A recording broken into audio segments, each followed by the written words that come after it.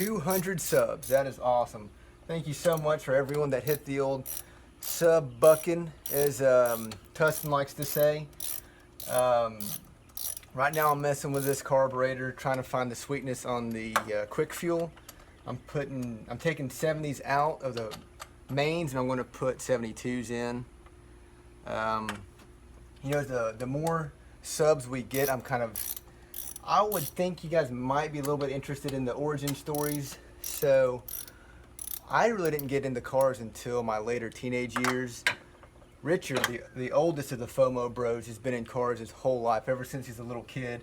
He has tons of hilarious stories. I've got a few. So first car I really got into was a 91 Mustang that I bought because I had some money. I wanted to get into cars, and Richard told me there's a 91. It's got all these parts, BBK, long tube headers, whatever. I ended up getting that one, and he had a time teaching me the ropes, him and my dad. But Richard's got a lot of really good stories. And we also have another brother, Brian, who's also been coming on board and helping us out with the channel. Hopefully he'll get another Fox body one day, maybe sooner than later. But yeah, that is it. That's all I have to say anyways. I'm going to pass it over to Richard. And again, thank you guys. Hey, what's up, guys? Hey, 200 subscribers. That's crazy. I can't believe we've made it that far. It's a milestone for us.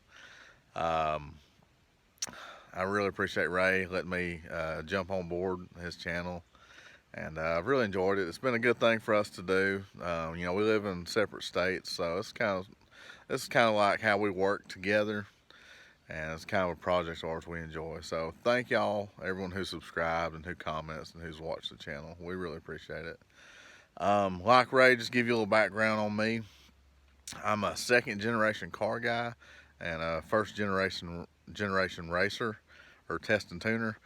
My dad's a big time car guy, and anyways, when I was, you know, from a very small age, I've loved cars.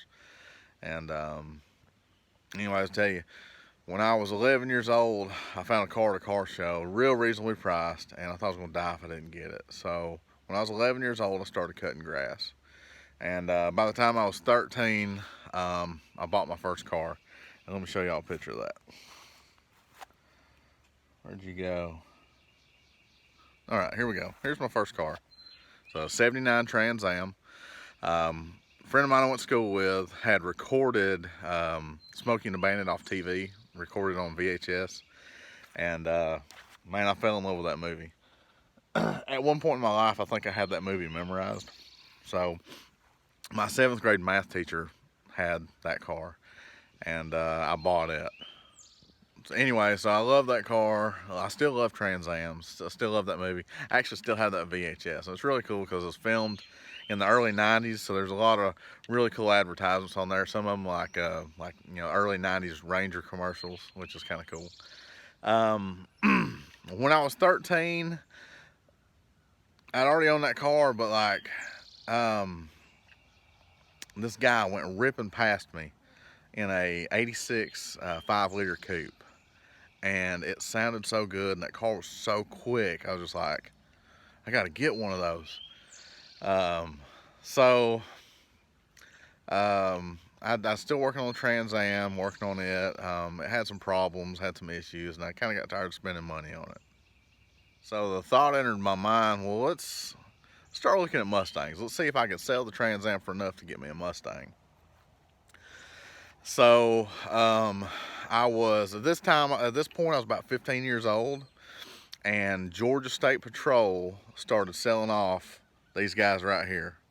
So there were, these were going through the auction. And there's 2 guys that live up in Coleman, Alabama, that were buying them up by the truckload. And they had a 91 model, one of these, had damage on the hood and the front bumper. They wanted $2,100 or $2,200 for it.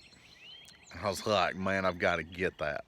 So I sold the Trans Am for $2,500. I was going to have, you know, $2,500. So I'd be able to pay for that car, have enough for like an H-pipe or Flowmasters or whatever. And so anyway, I sold it Saturday, went to go get this Monday, and it was already gone. Heartbreaker. So I called them. The car was gone. I said, when are y'all going back to the auction? You know, I really want one of those cars. They said it's gonna be a while, and that's back when Auto Trader was really hot. So I'd get an Auto Trader. Every new issue, I'd get one. My dad would, we lived a couple miles from the gas station, so I'd ride my bike to the gas station and pick up Auto Trader, come home. Me and Dad would fight over who got to read it first. He paid for it, but I rode my bike down there to get it, so I should be able to read it first. The the GSP cars just kind of dried up, and there weren't any other decent deals on Fox body or 5.0 Mustangs. So it was probably 2 years before I found the deal that I was happy with. I could part with my money and get something I loved. And there's this guy right here. That's my first Mustang. It's an 88 LX 5.0. It's an AOD car. It's a really nice car. We pulled up in the parking lot where the car was. We're like, man, there's no way that's the car for the price. But it turned out to be a really nice car. It's a Georgia car. Just passed inspection. AC just got redone.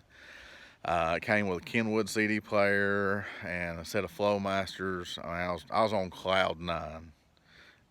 So that's just a little bit of background on my story and kind